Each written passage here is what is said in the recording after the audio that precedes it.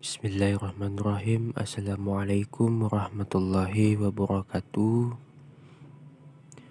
Di sini kami akan mempresentasikan tentang riset sumber daya manusia bab 1 dan bab 3.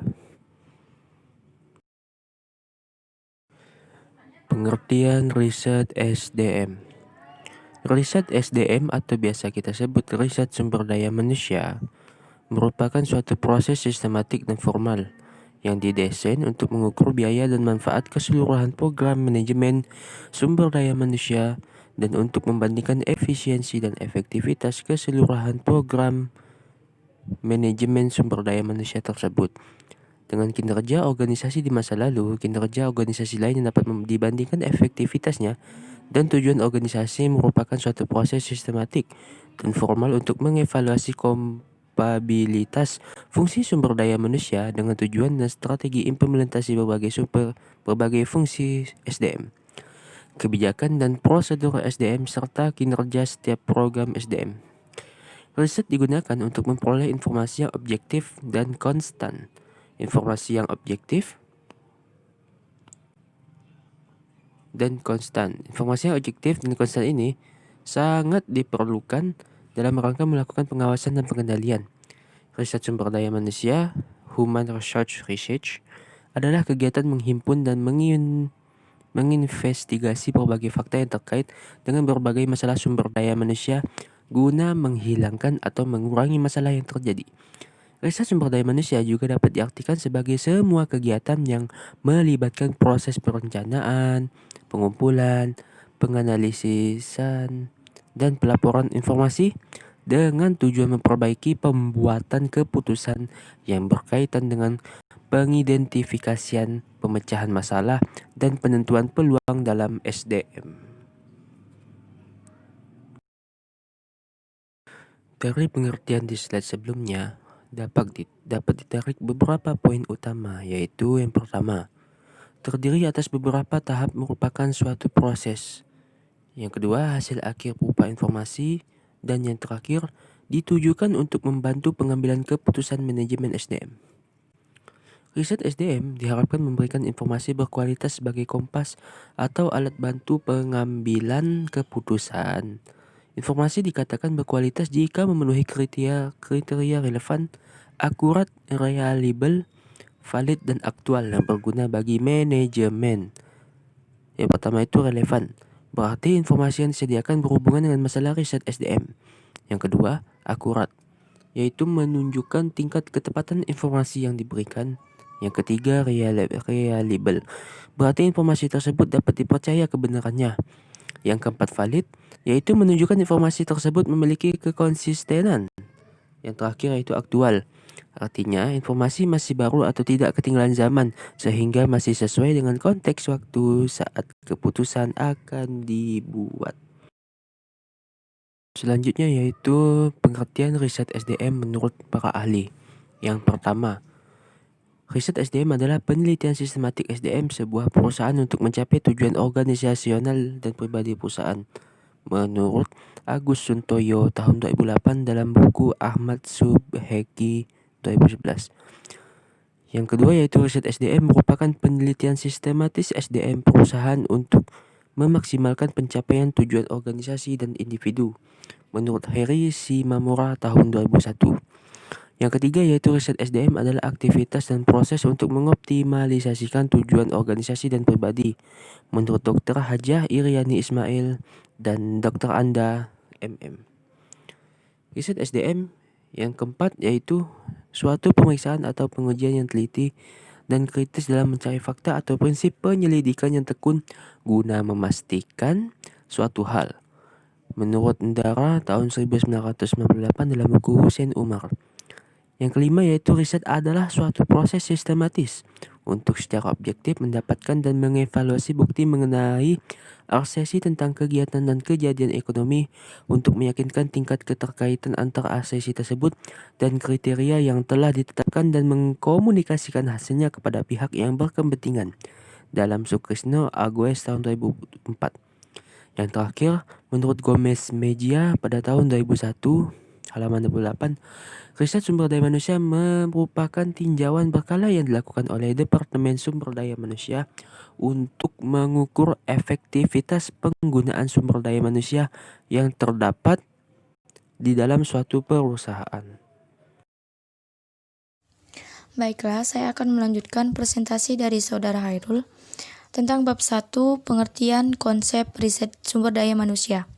Perencanaan, rekrutmen, dan seleksi sumber daya manusia. Rencana-rencana mestilah disusun untuk merekrut, menyeleksi, dan menahan karyawan yang produktif. Setiap organisasi memiliki kepribadian yang berbeda seperti halnya seorang individu. Oleh karena itu, organisasi harus mencoba untuk mencari kecocokan kebutuhan mereka dan kebutuhan karyawan.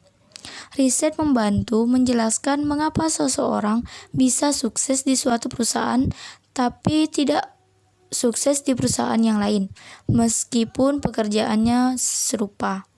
Riset rekrutmen diarahkan pada penentuan bagaimana individu dengan potensi tinggi dapat didorong untuk melamar pekerjaan. Perusahaan perlu menentukan sumber yang paling mungkin menyediakan kandidat yang berkualitas untuk pekerjaan mereka. Hanya sedikit gunanya mengetahui kualitas yang harus dimiliki oleh calon karyawan dan tidak mengetahui di mana dan bagaimana merekrut mereka. Tujuan riset seleksi sumber daya manusia menentukan calon karyawan dengan potensi saling besar untuk sukses. Definisi karyawan yang sukses berbeda dari satu organisasi yang lain. Riset ini sering mencoba untuk menentukan faktor seperti latar belakang, pengalaman, pendidikan, dan nilai tes yang dapat digunakan untuk membedakan pelamar yang sukses dari yang kurang sukses. Pengembangan sumber daya manusia. Riset juga penting dalam bidang pengembangan sumber daya manusia. Penelitian dapat menentukan karyawan yang dapat memanfaatkan pelatihan. Sebagai contoh, tingkat kesalahan yang tinggi yang dihubungkan dengan karyawan tertentu dapat menunjukkan kebutuhan untuk pelatihan tambahan. Riset dalam program pelatihan mungkin dibutuhkan. Apakah karyawan dipersiapkan dengan lebih baik untuk melakukan pekerjaan mereka setelah pelatihan? Atau apakah pelatihan merupakan suatu pelaksanaan yang sia-sia? Pelatihan dan pengembangan adalah mahal, dan biaya-biaya mestilah diberikan pembenaran. Tujuan riset sumber daya manusia. Secara umum, riset sumber daya manusia bertujuan memperoleh informasi berkaitan dengan sumber daya manusia. Selain itu, tujuan riset sumber daya manusia ialah untuk mengoptimalkan pencapaian tujuan organisasional dan pribadi. Riset sumber daya manusia dilakukan dalam suatu perusahaan dengan tujuan sebagai berikut. Yang pertama, mencari hal-hal yang berpotensi menimbulkan masalah serius di kemudian hari. Yang kedua, mencari area yang dapat dilakukan berbagai dan improvement. Yang ketiga, sebagai alat dokumentasi untuk manajer akuisisi maupun reorganisasi.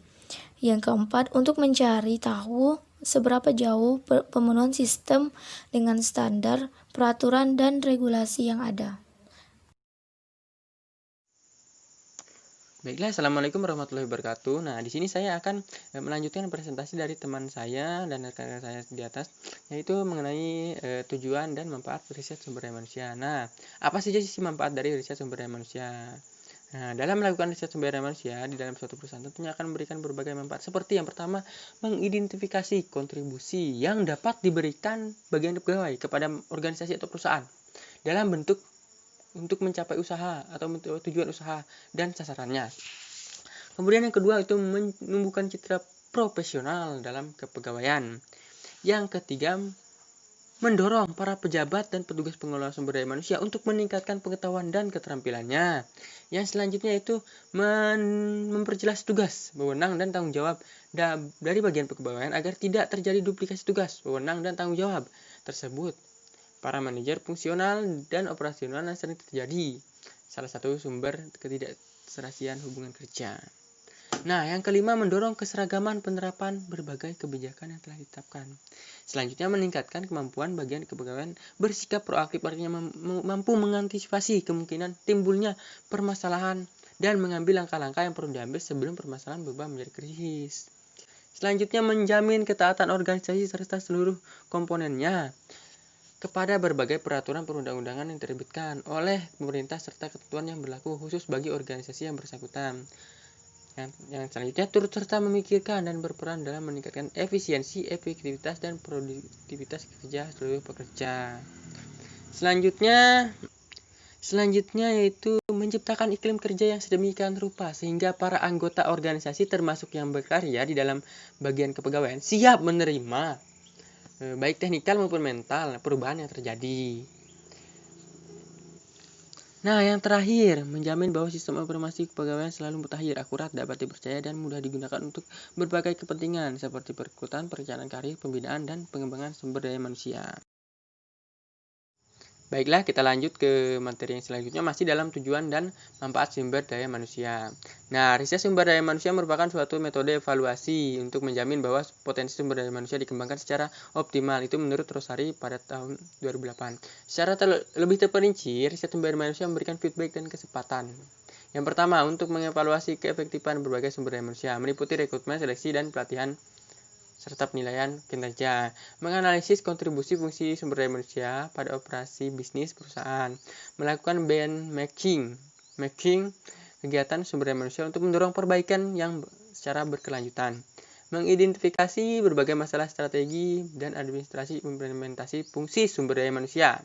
Selanjutnya, menganalisis kepuasan para pengguna pelayanan, maksudnya pelayanan Departemen Sumber Daya Manusia. Selanjutnya, mengevaluasi ketaatan terhadap berbagai peraturan perundang-undangan, kebijakan, dan regulasi pemerintah. Meningkatkan keterlibatan fungsi lini dalam implementasi sumber daya manusia. Selanjutnya, mengukur dan menganalisis biaya dan manfaat setiap program yang diberikan yang bersangkutan dengan kegiatan sumber daya manusia. Memperbaiki kualitas staf SDM. Dan yang terakhir, memfokuskan staf SDM pada berbagai isu penting dan mempromosikan perubahan serta kreativitas. Nah, mungkin hanya itu presentasi dari saya dan kelompok saya. Apabila terdapat kekurangan, saya mohon maaf karena manusia tidak luput yang dari namanya salah. Sekian presentasi dari kami. Saya akhiri. Wassalamualaikum warahmatullahi wabarakatuh. Sekian presentasi dari kelompok kami, kurang lebihnya kami mohon maaf. Wassalamualaikum warahmatullahi wabarakatuh.